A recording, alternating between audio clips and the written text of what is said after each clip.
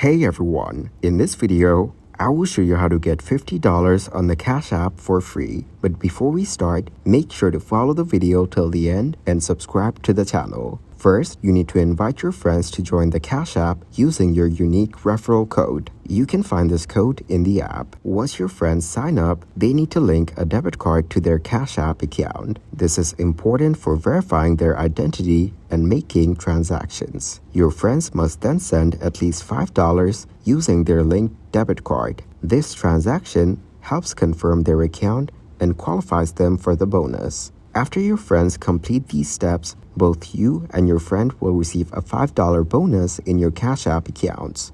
This bonus is a reward for referring your friend and for them completing the required actions. You can continue to refer more friends to the Cash App to accumulate additional bonuses. The more friends you refer and the more transactions they make, the more bonuses you can earn. As you refer more friends and they complete the necessary steps, you will accumulate referral bonuses in your Cash App account. Once the total amount of referral bonuses in your Cash App account reaches $50, you can cash out. This means you can transfer the money from your Cash App account to your linked bank account. Thanks for watching. Make sure to like and subscribe.